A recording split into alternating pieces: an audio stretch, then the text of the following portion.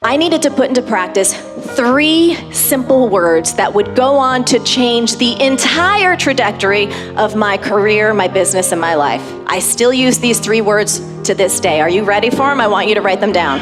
Simplify to amplify.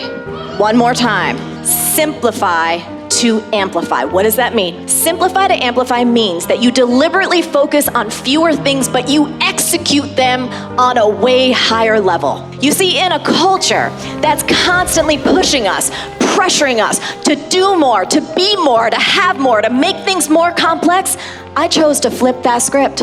I was like, I'm not going for the crazy. I'm gonna do less, and I'm gonna do it better than anyone in the world. And that's what I did. Need motivation? Watch a top 10 with Believe Nation. Hey, it's Carmichael, and I make these videos because in my first business, I struggled to believe in myself. I quit on my business partner. And the thing that saved me was watching the successful stories of entrepreneurs. They gave me the inspiration to keep going, as well as the strategies of what to do. And quite honestly, I still need their stories and motivation today as well. So today, let's learn from one of the best, Marie Forleo, and my take on her top 10 rules of success. Enjoy. I proactively chose to walk away from over $1 million in annual revenue. Now, let's be real. As an entrepreneur, was that scary?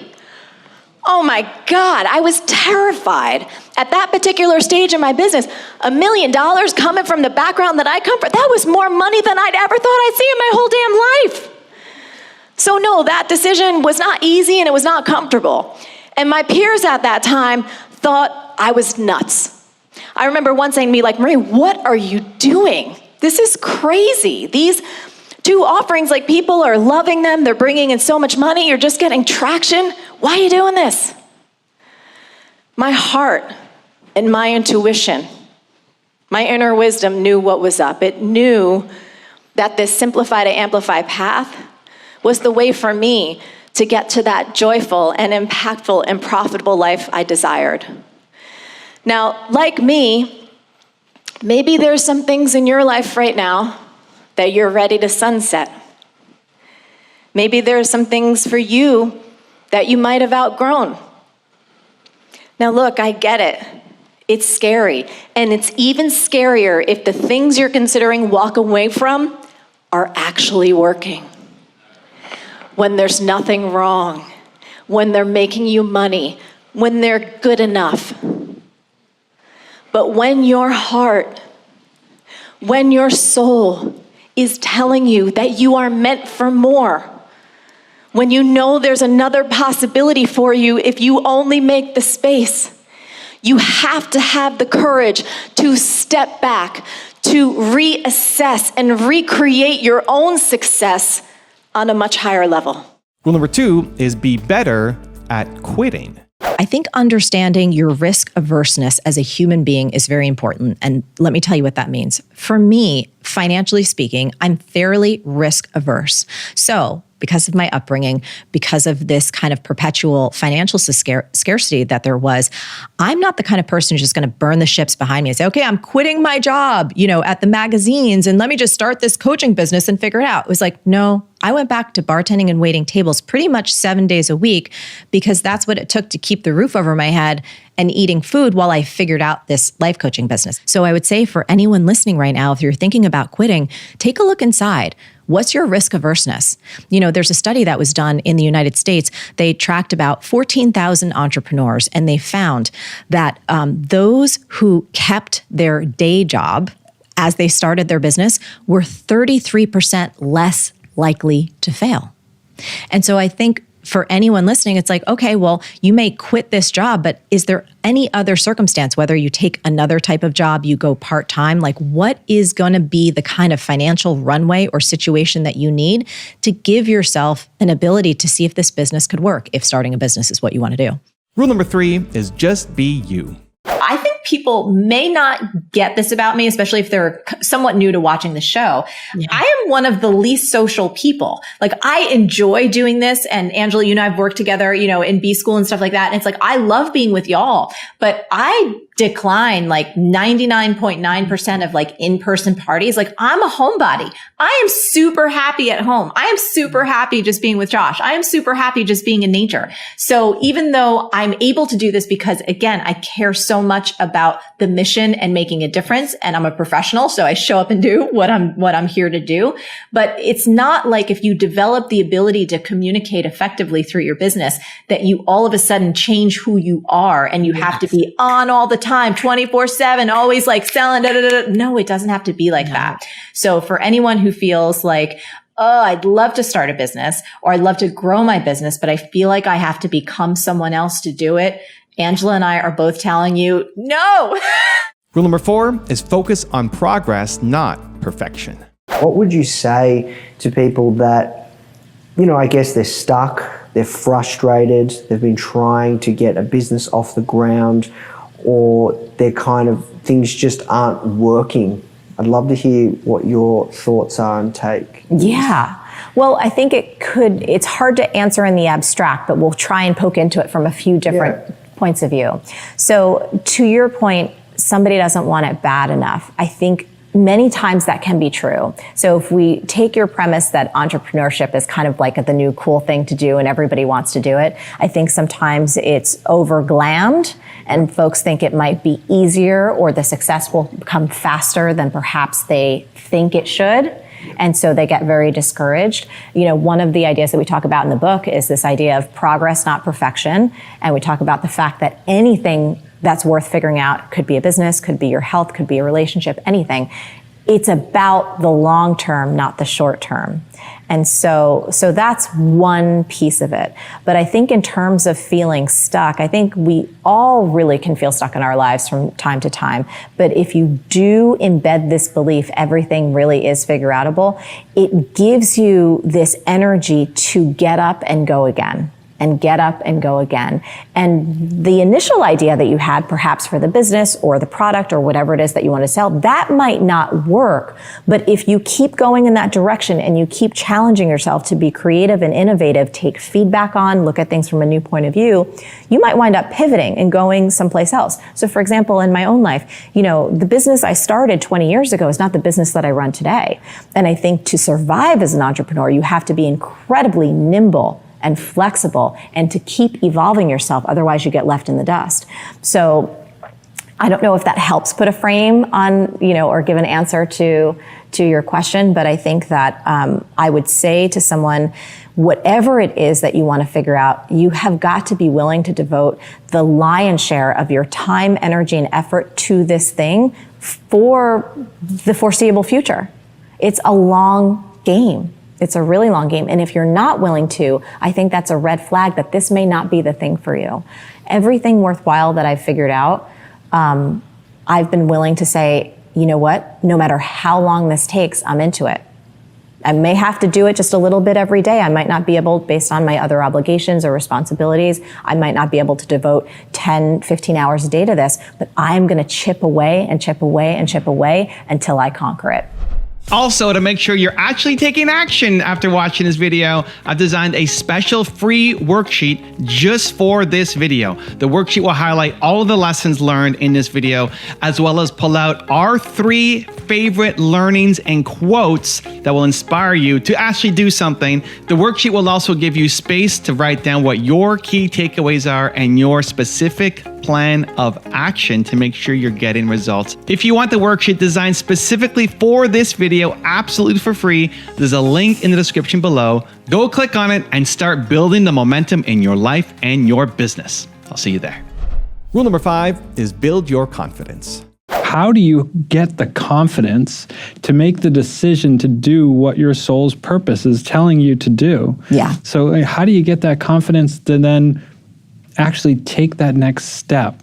So for me, it was less about confidence and more about I had hit the wall so many times and there was so much pain in terms of trying these particular jobs and essentially failing and quitting, Right. that I just couldn't do. It was like a pattern, right? And the definition of insanity is doing the same thing over and expecting a different result. I was like, so I need to change something here.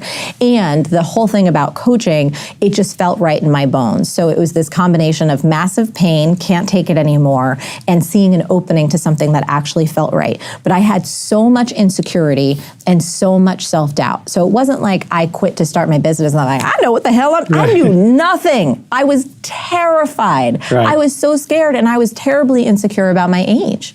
So I actually got headshots done that made me look about 15 years older than what I was at the time, and created this website. And I didn't lie, but no one ever asked me my age. So I just pretended I was older than I was. And that was like, I borrowed a little bit of confidence from older Marie to be able to just start communicating with people and to start working with people and to start creating content where I was focused on creating value for others. Because anytime I had that spotlight in myself, man, I was a hot mess. Right. Hot mess. Yeah, you talk a lot about taking the next step, just doing the work to get you there. Everything is figure outable, right?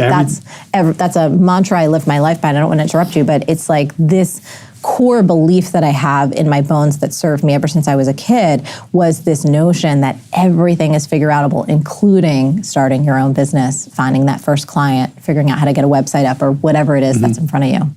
Rule number 6 is follow your intuition. I think we're all on a healing journey constantly, because I think all of us, we've kind of collected little hurts, disappointments, things from our childhood, things from our adult experiences that kind of get lodged in there. I don't necessarily know that intuition requires, like hearing your intuition requires you to heal anything, because I think that voice is always trying to talk to you. And I think one of the best ways to understand it's your intuition and not fear. And we should maybe talk about that a little bit. That's I can give people a very simple exercise about how to know, is this my intuition speaking up, saying no, like you shouldn't go in this direction, or is this just fear because I want to stay safe and I don't want to put my ass on the line? Here's how I tell it. So let's say I'm thinking about saying yes to a particular opportunity. It could be a business deal. It could be, speaking at a particular event, anything like that. When I close my eyes and just feel in my body and say, does the idea of saying yes to this make me feel expansive or contracted?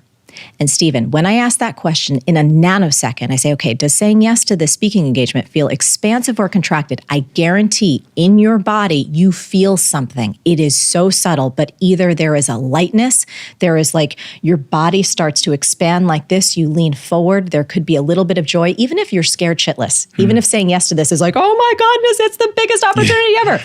Or your ego wants to say yes, but inside there's a part of you that says no, it closes down. You feel heavy, you feel a sense of dread. That's your intuition trying to lead you in the right direction. Question. Yes. Do you ever do things that are contractive in feeling? Oh my gosh, not as much anymore, but I did it so often earlier on my journey because I was so desperate for approval. And I was so desperate to be successful. And I had these ideas, if I partner with this person, if I say yes to this particular activity, if I show up here, then I'm going to have some kind of more stature, right? Or I'm going to be noticed more. So these days it happens much less frequently. And I feel like that just comes from having skinned my knees enough and tortured myself enough and created enough pain and chaos that I'm like, I don't need to do that anymore. Rule number 7 is improve your patience.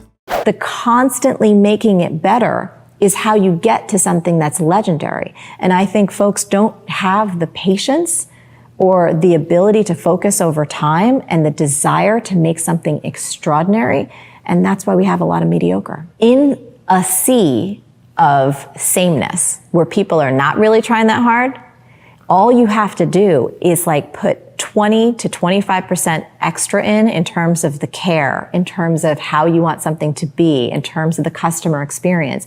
And you stand so far above the massive mediocrity, right? So I actually think you can see it as a positive. And I think that's true in almost every area of life, because people are so, I just want passive income. And whenever anyone tells me they want passive income, I'm like, I got a bridge to sell you. Nothing is truly passive. Nothing. Even investments, if we're looking in the financial world, if you don't keep an eye on your portfolio, you're going to cry at some point, right? So I don't think anything is truly passive. I don't think that's the position or the posture that we want to take in life.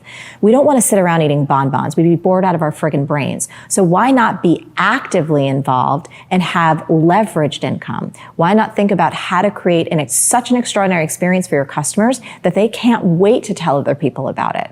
So I think there's some different positioning that can happen, but I think that the amount of courses shouldn't be a deterrent. It should be an inspiration to be extraordinary.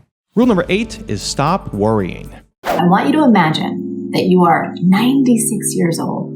You've had this rich, full, beautiful life. And here you are reflecting back on all of it. Here are the prompts I want you to respond to. Number 1, my goodness, I spent way too much time worrying about blank. And I didn't spend nearly enough time doing things like blank.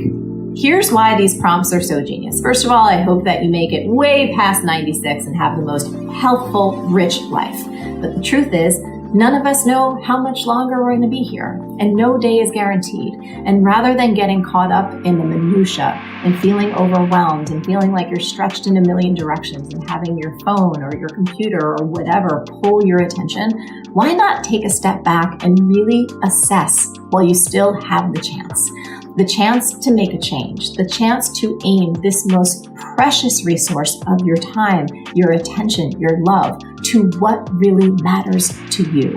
And so the first one, I spent way too much time worrying about blank, and I didn't spend nearly enough time doing blank. Answer those questions, answer them from your heart, answer them honestly, and I promise it'll provide a roadmap to some significant change that you can start right now. Rule number 9 is start before you're ready. Start before you're ready. So Stephen, I have to tell, as a young life coach, I knew how ridiculous it all sounded. It sounded cheesy to me. Again, can I tell you my first workshop? There was 5 people in it. I was 24. That's a lot. My parents, right, were 2 of them, right. My yoga instructor from college, and one of her neighbors, actually 2 of her neighbors that she pulled in off of the street. And I had created a whole little workbook. I had done it with like Microsoft clip art. I stapled the little workbooks together and I stood in front of 5 people in my yoga teacher's basement in New Jersey, and I delivered like a day-long workshop. And like, I think back to that cringy Marie, but she was also awesome, because she started before she was ready. She didn't know what the hell was going on, but she did it. And it was like the worst thing I probably ever did, but I did it. And then it gave me a little bit of experience to then like go do something else and then go do something else. So to your point, it's like everything for me has been messy. I'm like, I don't know if this is going to work. This sounds like a lot of fun. I have energy towards it. I want to make a difference. Let's try it. And rule number 10, the last one before some very special bonus clips, is prioritize what matters most. In order to become the time genius that you are meant to be, you have to prioritize what matters most at this stage and season of your life. And in order to prioritize what matters most, you need to decide what matters most. Now, for me, at that particular point in my life, joy, impact, profit.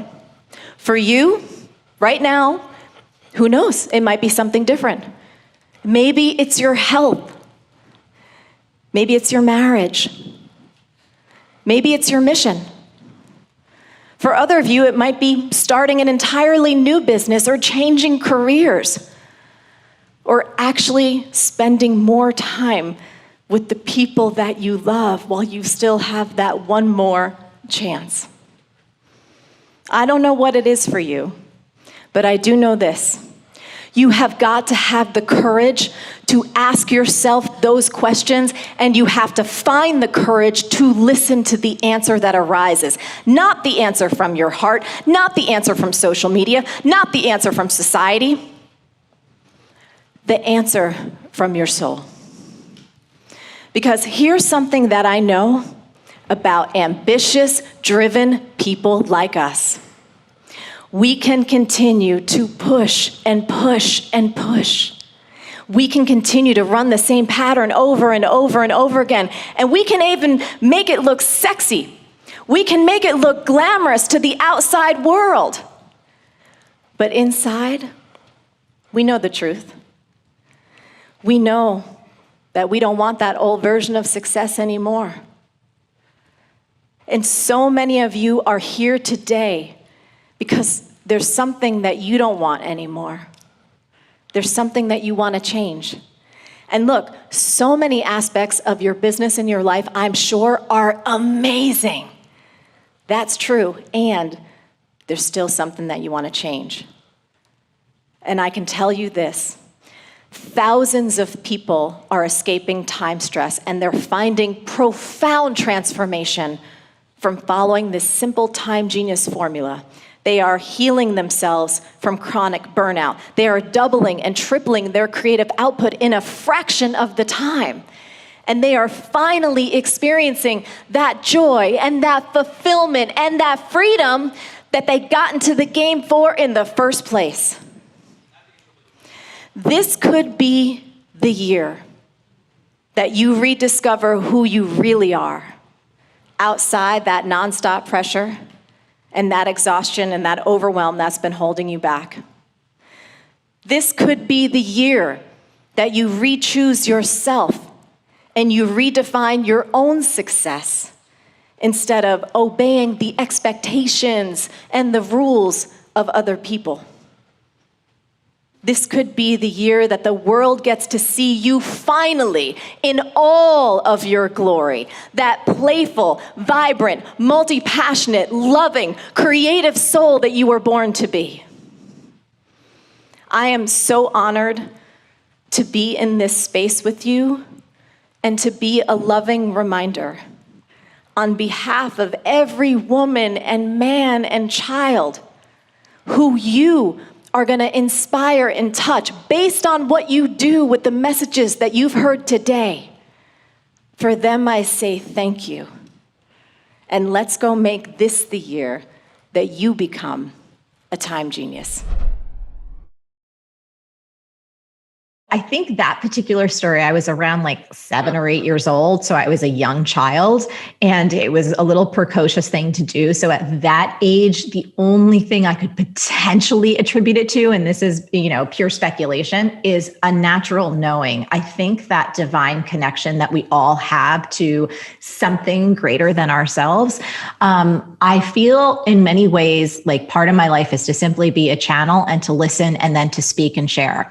And so the confidence and certainty, I also want to say this. I feel like I oftentimes embody radically opposing things at the same time. So while a lot of people may watch our videos or even read the book or see my newsletters or social and be like, oh my gosh, she's so confident. I need to be real. I'm also terribly filled with self-doubt. I'm also a person that questions myself. I'm also a person that sits back and goes like, I don't know, is this any good? Like, I don't think it's any good. You guys, are you going to really like this? So both of those things can coexist. I think that once I've had a chance to grapple with something for a little while and also like road test it, meaning I've had a chance to play with people, use concepts in real life, work with them, coach with them, see how things actually come out, how it impacts them and helps them create results, then the confidence builds quite naturally. So that happened for me when I started as a coach. Again, I knew internally this is what I wanted to do, but I was very aware that I was like, I don't know crap, right? Like I have to build up that track record over time. Same thing with like a program like B School. I am very confident when we go into we only open it, once a year. When we go into our promotional period, I get really fired up, Vision, and it's not false bravado. It's because I'm like, I've graduated 64,000 people, and I've literally been approached in grocery stores from women who were on the verge of homelessness, who now run multiple six-figure businesses, and they tell me like their children's education are completely funded. So when I get fired up about anything, like again, about this book, I'm like, no, y'all, I've road tested this. Please, for the love of all things holy, just give it a try. You don't have to believe it. Try it before you deny it though, because this is good. So I think any confidence that you detect, one, I just want to underscore, it was born from terrible insecurity that I still carry around with me now, and a lot of self-doubt anytime I'm starting something new or I'm stretching into a new zone. And then the confidence side just comes from, also, I've been doing this now for 20 years. Like starting in 1999 and it's now 2021. I think that's one of the best things about maturity. And that's one of the best things about age is like, you're like, I've been around the block a few times and I've seen a couple things and I've fallen on my face. So it's all going to be okay. And I think probably one of the other things, again, not to push it, but Vision, I know you and I are both such fans of books. You know, one of the byproducts of adopting the belief that everything is figure outable is what I'd like to call remarkable resilience. Remarkable resilience, and also a bit of courage, because this belief, this notion that everything is figure outable is so a part of my cellular DNA that I literally feel unstoppable. Not unstoppable in the sense that everything is going to go my way, because it certainly does not. And not unstoppable in the sense that I'm like better than anybody else, but unstoppable in this sense that if there is something that I want to learn or experience or achieve or help bring about, I am 100% certain that if I'm committed to that, we will figure it out. We will find a way or we will make a way. And when you have that core belief embedded in you, which is what we teach you how to do in the book, it shifts everything.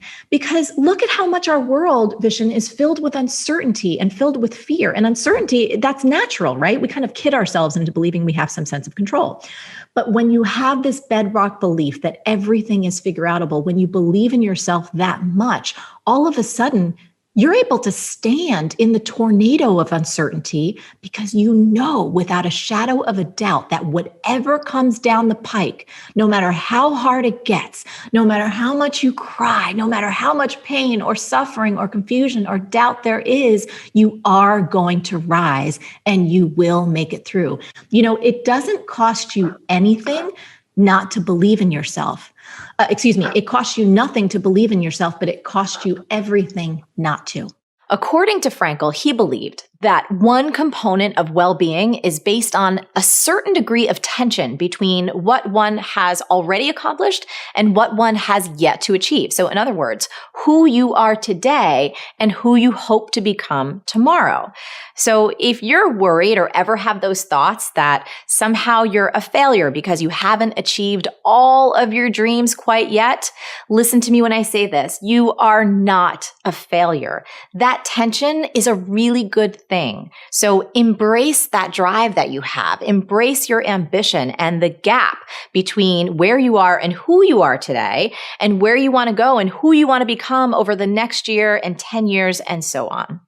So when it comes to making meaning in our lives, Frankl shares 3 simple avenues.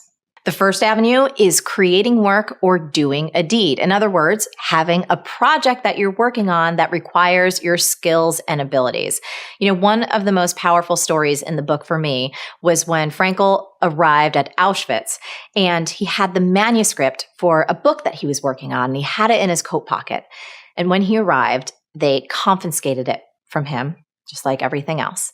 And he was heartbroken. But what he did throughout his time there is he started looking for these little scraps of paper and he was collecting them so he could start recreating his manuscript. And that really helped keep him focused. And there was this other thing that he shared that I really related to. You know, while I have a stepson and I have a fur baby, I don't have any biological children. And he was talking about this book being his mental child. And having the ability to focus on that mental child and how important it was for him to nurture it and bring it to life and put that manuscript back together was really a key in helping him survive that experience. The second avenue, by experiencing something or someone. So in other words, experiencing beauty or truth or goodness or love, whether that's through nature or by loving someone else. You know, Frankl shares these moments throughout the book. For example, when he was being transferred from Auschwitz to a Bavarian camp by train, how he and everyone was in this crowded train and they were crowding around this tiny barred window just to catch a glimpse of the mountainside and the beautiful sunset. And in Frankl's own words, he said, "We were carried away by nature's beauty, which we had missed for so long." Or the other thing that really stood out to me in the book was how much Victor connected with his wife through his thoughts and his imagination, and how much his love for her kept him fueled and really kept him going. And there was one passage that I want to read which sums it up. He wrote, "Then I grasped the meaning of the greatest secret that human poetry and human thought and belief have to impart. The salvation of man is through love and in love. I understood how a man who has nothing left in this world still may know bliss, be it only for a brief moment, in the contemplation of his beloved." The third and final avenue is the attitude that we take towards unavoidable suffering. In other words, our human capacity to transform personal tragedy into triumph. And this is probably the biggest message that I took away from the book. You know, Victor discovered through surviving what is arguably one of the most horrific experiences you could ever imagine, that he was able to find meaning and growth and a deeper sense of who he was as a human being as a result. And there was one really incredible insight that he shared, which was this: in some way, suffering ceases to be suffering at the moment it finds a meaning. We hear stories about this every day, right? I mean, where people face unimaginable challenges that could break them, but somehow they wind up growing stronger and more resilient and even more fulfilled as a result. So while there are many different schools of thought around meaning and fulfillment, I found Viktor Frankl's 3-part framework really speaks to my heart. One of the reasons that I love it so much is because I think many of us can get lost looking outside of ourselves for how to create a meaningful life. And what Viktor Frankl so beautifully teaches us is that each of those 3 avenues is completely within our control.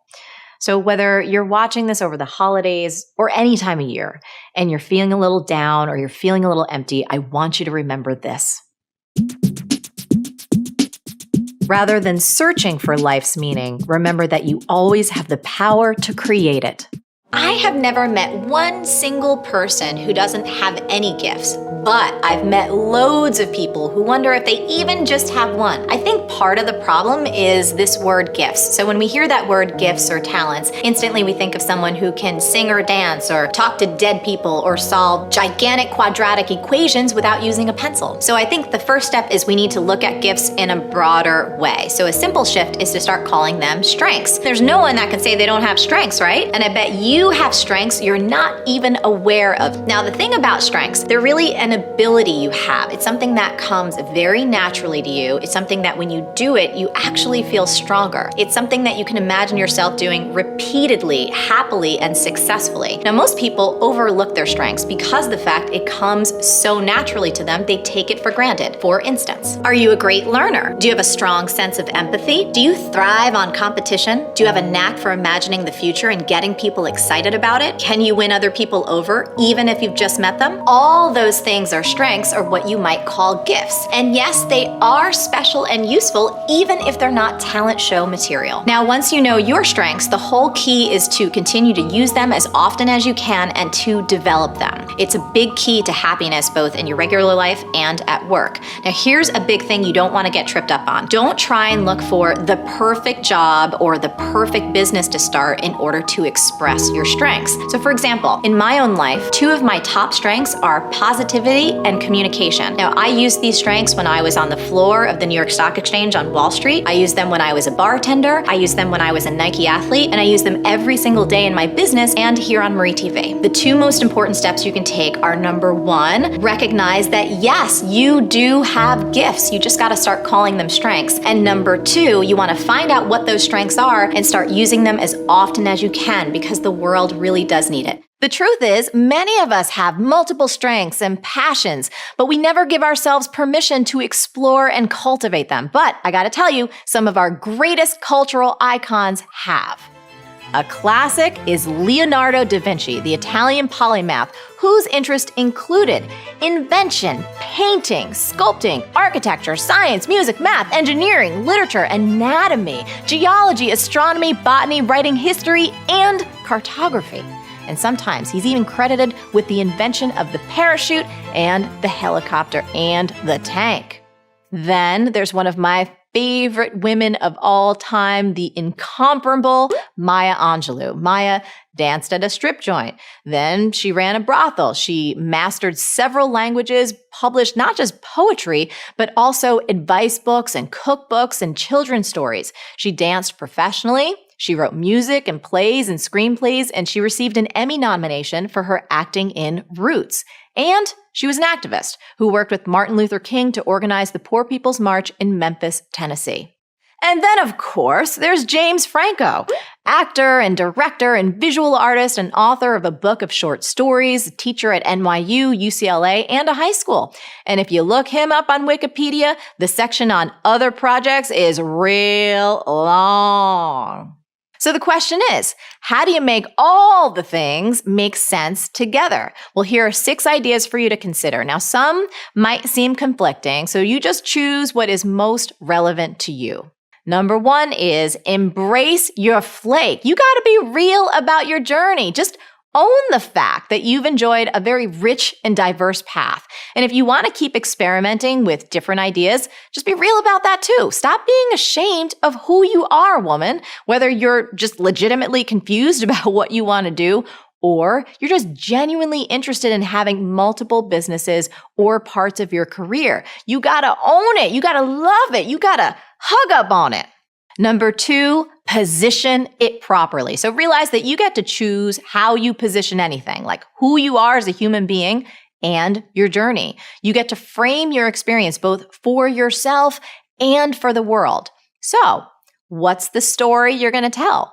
Are you going to position your multi-passionate nature as a strength or as a weakness? As something that makes you fantastic or something that makes you a flake? You can tell someone, I'm not really sure what I do. Or you could tell someone, what don't I do?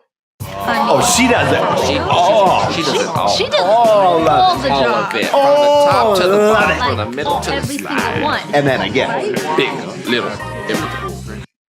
Choice is yours.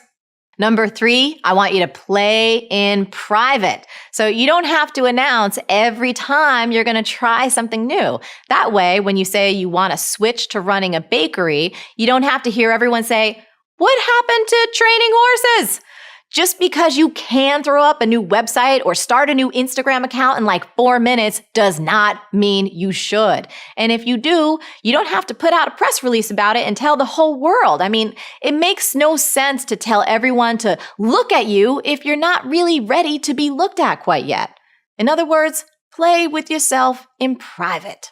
Number 4, relish obscurity. So chances are right now, you are the most unknown that you'll ever be in your whole career. And that's not a bad thing. That's a good thing. So use this time to make mistakes and just test stuff out. Like try random ideas. You know, other businesses experiment. They do test market things all the time. They do things on a very small scale with just a few people to see if a new idea or product really has legs before they roll it out on a large scale. So use this time when you don't have a huge audience watching your every move wisely. Number 5, and this is the big one. Do not try and turn everything into a business. Oh my goodness. This is the biggest one of all of you, my multi-passionate muffins. Have hobbies and have passions that you don't try and earn a living from. Look, you do not have to monetize everything you do. In fact, you shouldn't. And do not try and cram everything into just one business. Not everything is going to fit together into a narrative that makes sense for customers or for you, so don't force it. Let some of your passions be just that, passions you do purely for the joy of it. Number 6, give 0 ducks. You know, I've got kids that follow this show now, so while you might be familiar with another word that rhymes with ducks, here we are sticking with ducks. Tanya, it is time for you to stop giving so many ducks about what other people think. In fact, I think you should give 0 ducks. You know, you said other people think that you're confused.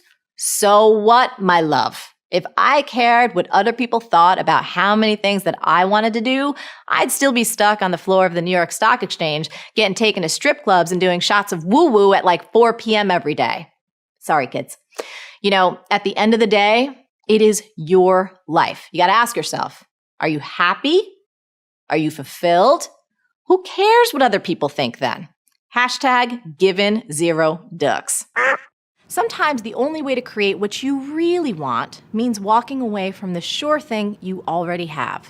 Now, before we dive into this, I want to share a little line from Jim Collins, the author of the classic book, Good to Great. Jim says, "Good is the enemy of great and is why so many things don't become great.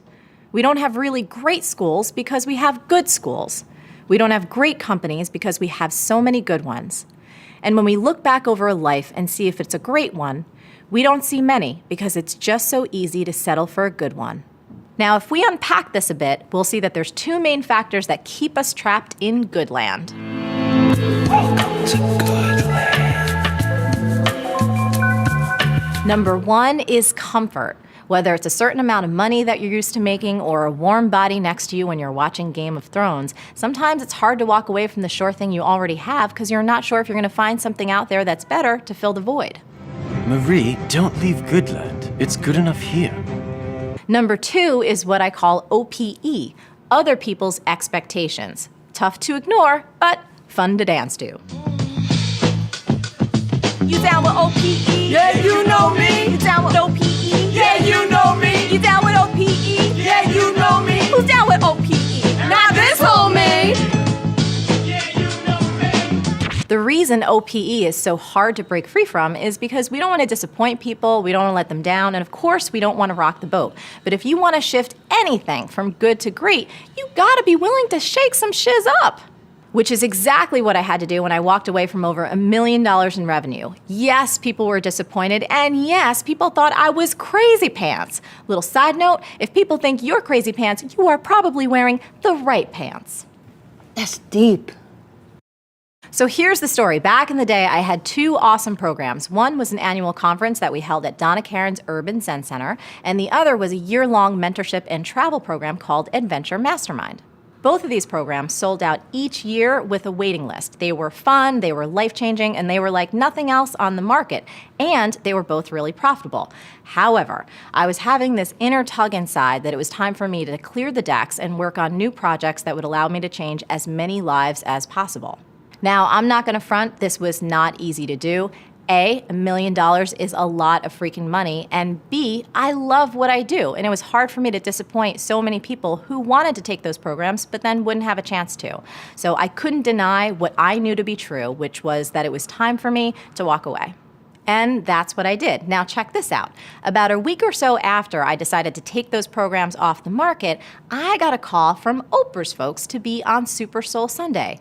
Coincidence? Maybe, or maybe it was meant to be, because you can't have really amazing stuff show up in your life if you don't have room for it. So let's wrap this up with a few things to keep in mind. First of all, we always say that if it ain't broke, don't fix it. But if it ain't broke, it doesn't mean that you should keep it. Furthermore, things don't have to be crashing and burning around you in order for you to walk away. You can leave on a high note, things don't have to get dramatic, and they don't have to get crazy. Second, as Jim Collins said, good is the enemy of great. Complacency can be a curse, so watch out for it. So many things in life can feel urgent, but they're not. So a few examples: checking email, answering calls or texts, even from clients, and social media. Urgent things demand our attention now, and they can get really addictive because we all want to feel wanted. Now, many of us also like a little hit of drama and adrenaline, which email and social and text and things like that happily deliver. And finally, things that are urgent often relate to other people's goals, not our own. But important things are different. Important things are quiet. There's no alarms, there's no drama. Important things often relate to our own goals and dreams, not other people. And unfortunately, it requires us to be self-starters, and important things are often easy to blow off. Hey Marie, are we still hanging out today, or? She's busy. Sorry. Okay, I'll hit you up tomorrow, see where you're at. We'll see. We'll see about that. Yeah. We have stuff to do. The first order of business, let's check Twitter. Cool, right? Yeah. Now, Angela, I know you got clients to attend to and work that pays the bills, and sometimes, yes, that is urgent. However, you do have enough time to create your art and reach your goals as long as you work on what's important first and save what's urgent for a little bit later. Here's how to do this now. Before you get going each day, I want you to take a look at your to-do list, and you're gonna mark each task with either an I or a U. I is for important and U is for urgent. And then work on all the I stuff first and save the U stuff till later. Now you gotta remember, the urgent stuff is always gonna get done because it has to, but this method ensures that your important tasks don't fall to the wayside. And unless somebody is seriously hurt or your house is on fire, if something urgent tries to take your attention, ignore it until your important work is done for the day. We have a whole kind of series. There's a chapter in the book about the power of defining your dream.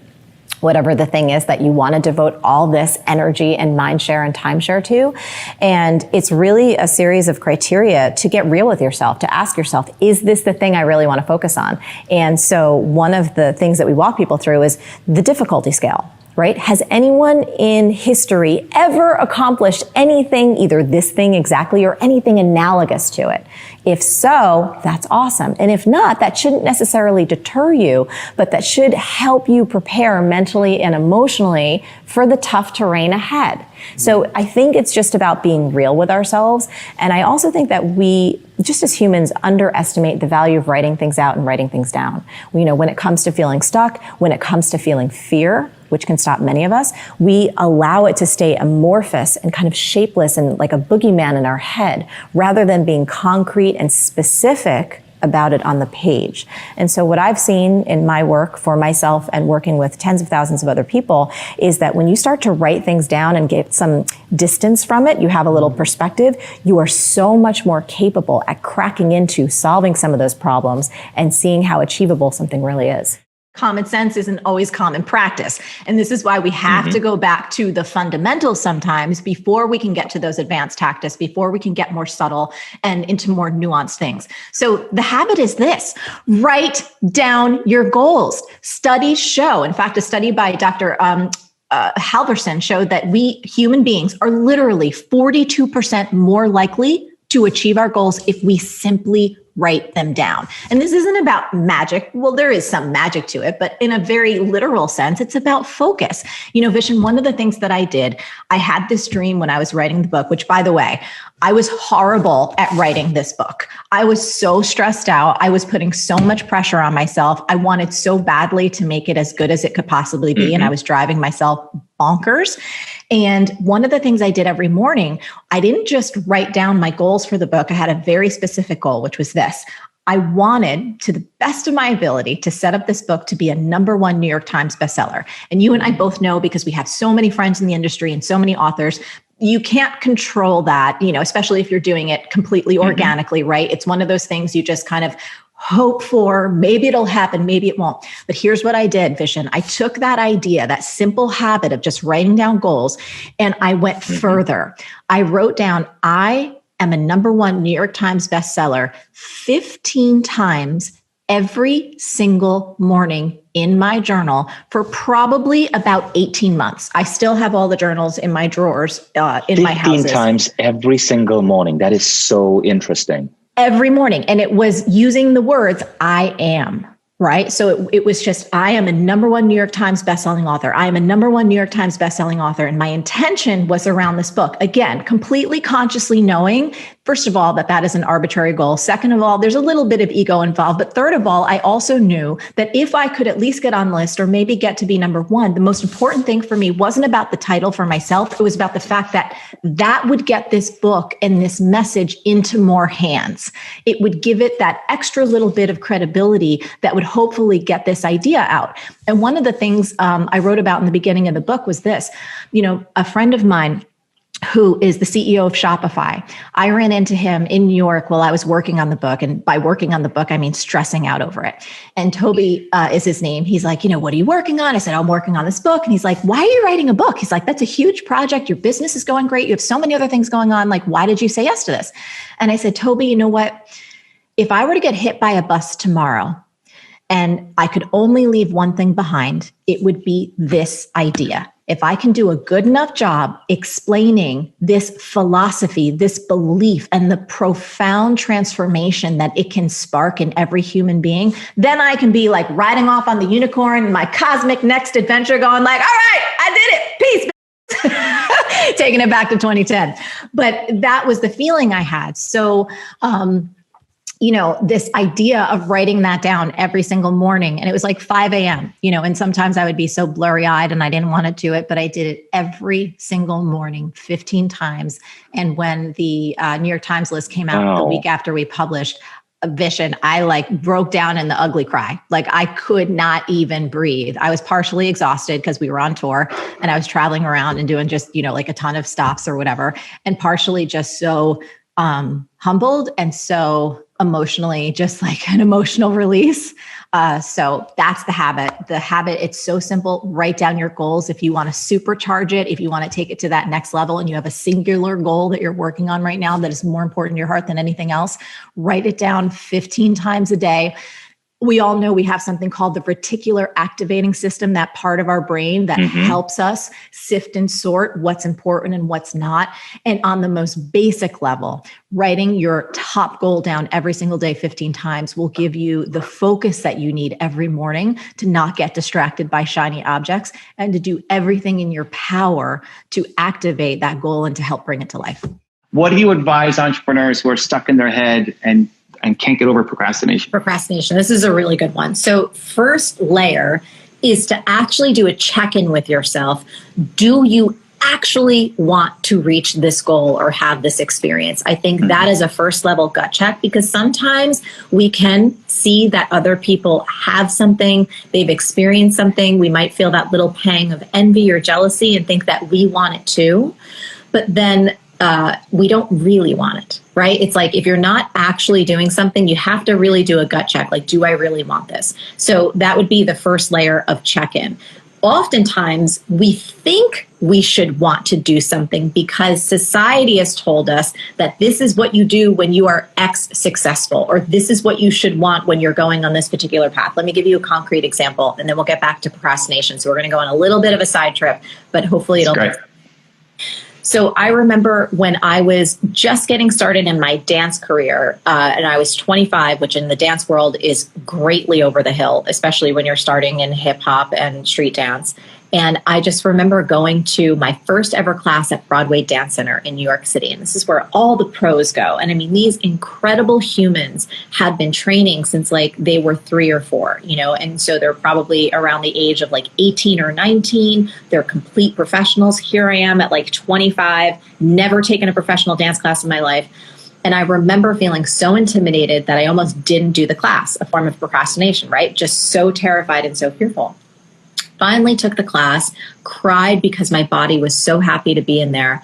But I started looking around and I'm like, wow, everybody's going on auditions and everyone's like going on tours and doing all of these things. That must be what you do as a professional dancer. And so, Evan, I started trying to put myself in all of these different experiences, like going on auditions, getting headshots, thinking this is what I have to do. But something didn't feel right. It was like I was chasing these goals that I thought I should be chasing if I wanted to be a real dancer.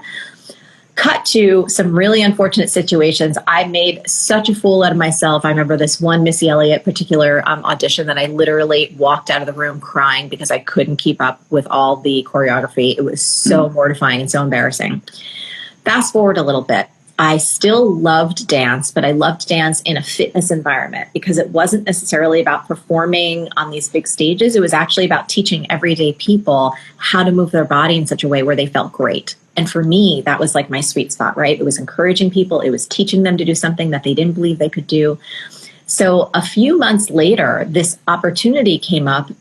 Nike, the company, was starting this new program called the Nike Rockstar Workout. And they were specifically looking for people who had a talent when it came to dance, and specifically hip hop and street dance, and who also were really good at instructing and motivating.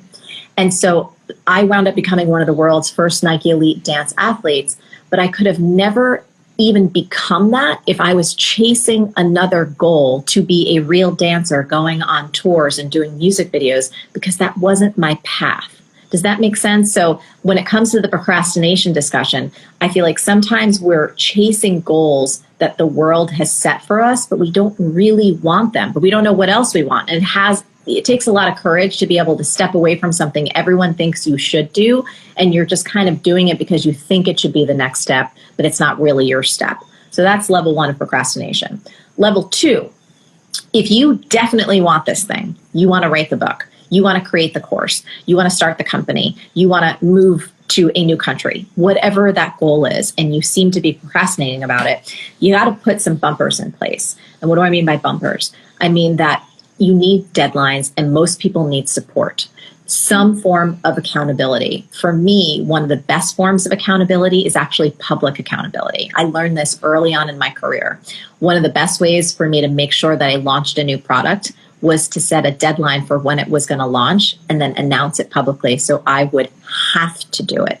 Other people, and I did this with a project early on in my career, I wanted to write my first book, and I just found myself not like kind of wiggling out of actually getting it done. And the thing that really turned the corner for me was hiring a book coach, someone that I could check in with. And it was worth that investment of money to have someone that I respected, who I had to produce pages for, who would give me feedback. So I had to put those bumpers in place in order to move that goal ahead. I think people greatly underestimate the power of deadlines. Deadlines are huge. If you don't have one, you need to give yourself one. And the bigger you can make the stakes for not reaching it, the better when it comes to procrastination. So there's just 2 little ideas to get people started. One of the biggest challenges that most of us go through when we're starting to explore spirituality and discovering the whole idea of being super grateful for what you have is we can feel guilty about wanting more. It's almost as if, oh, I really have to just, be okay with everything I have now, which is great. But it's human to want to create. It's human to want to grow, to want to explore, to expand and take in more. And I just want to make a little note here. Wanting more doesn't always equate to materialism. It doesn't always mean toys. You could want to touch more lives. You could want to expand your ability to love. So wanting more in and of itself is nothing that you should shy away from. And I absolutely believe with my heart and soul that you can be extremely grateful for what you have and go balls to the wall with your dreams. So I have a few strategies to share with you that will help you accomplish this. In my lovely book called Make Every Man Want You, How to Be So Irresistible You'll Barely Keep From Dating Yourself, which, by the way, we're gonna give you a free audio download, Missy, just because you asked such a great question. I talk about a concept called This Is It. This is it really means that you treat this moment like it's the most amazing moment of your life. You look around in your world and you just make it the best it can possibly be. So in short, wherever you're at, that's where the party is. So if you find yourself standing in line at a bank and there's a really long line and everyone else is cranky, this is it. This is your moment. So you're gonna party with it. You're gonna hang out. You're gonna have a great time. Talk to people on the line. Really appreciate where you're at. But that doesn't stop you. The whole this is it mentality doesn't stop you from having big dreams that you're also gonna pursue. So it's a matter of just finding that balance, but you can absolutely do it. And don't let anyone tell you that you're ungrateful for what you have if you have big dreams and ambitions. So one more little note, and it's about complaining. This is a great way to just basically check yourself before you wreck yourself. Chickadee, chickadee, check yourself before you wreck yourself. If you catch yourself complaining, you've slipped out of the modality of being grateful for what you have, and it's gonna be really hard to really attract great things or be really really ambitious or have the energy you need to achieve those big dreams. So use complaining as a bit of a barometer. If you find yourself saying, oh, this sucks, my current client sucks, my boyfriend sucks, blah, blah, blah, blah, blah, not so good. Stop it, don't beat yourself up, but just get back into the grateful mode and keep kicking ass toward your dreams. Frame your dream. And here's what this means. We can't become what we can't envision. So when I say frame your dream, what I mean is I want you to take a picture of it in your mind's eye in vivid, specific detail. And then what I want you to do is translate that picture into words, meaning write down that big, unrealistic dream. And I know that you may have heard about the power of writing things down before, but the truth is most people just don't do it, which is so crazy because the research is conclusive on this. There was a study done by Dr. Gail Matthews that shows that you are 42% more likely to achieve your goals if you write them down. So what I want you to do is whip out your journal or hop on that keyboard and get writing. Back in college, I had some nasty nights doing shots of this awful cinnamon-flavored liqueur called Goldschlager. It's pretty much disgusting. Now, when you compare your path with someone else's, you're basically drinking Comparschlager, which is like 100 times worse for you than Goldschlager. And I gotta say, that is not easy to do. Now, you know that you've been doing shots of Comparschlager when you're left with a major comparison hangover, which is what you're experiencing right now. Now, comparison is where all of this I should be further ahead by now BS stuff comes from. And I guarantee you, if you stop doing shots of Comparschlager to a very large extent, you're going to stop feeling all this angst and anxiety and hopelessness. They say comparison is the thief of joy. I say it's the hamburglar of happiness. It will not rest until it takes all of your self-esteem, makes off with it into the night, and leaves you doing the ugly cry in the corner. So you might be asking yourself, well, how do you stop comparing? It's pretty simple. You have got to put blinders on because constantly looking to the right or to the left is actually what's slowing you down, and you need to focus on your own game. So if you really want to do a comparison cleanse, try this. Do a total social media detox and stop following or looking at people who you tend to compare yourself to. Don't pick up magazines or watch TV shows that portray some unrealistic ideal of perfection. Do not go actively searching for things that you know are going to leave you feeling upset. Now, I know that this takes discipline and it takes constant vigilance, but I got to tell you, commit to this, and I promise you will feel better than you've ever felt before. And you're going to have more time and energy to make your dreams come to life.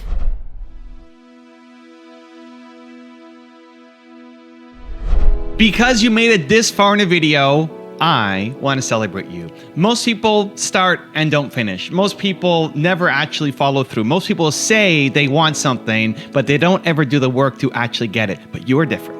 You are special. Believe Nation, you made it here all the way to the end, and I love you. So as a special celebration, if you put a hashtag believe down in the comments below on this video, I will showcase you and celebrate you somewhere on the screen in a future video because you are awesome. For 10 more amazing rules from Mel Robbins, check the video right there next to me. I think you'll love it.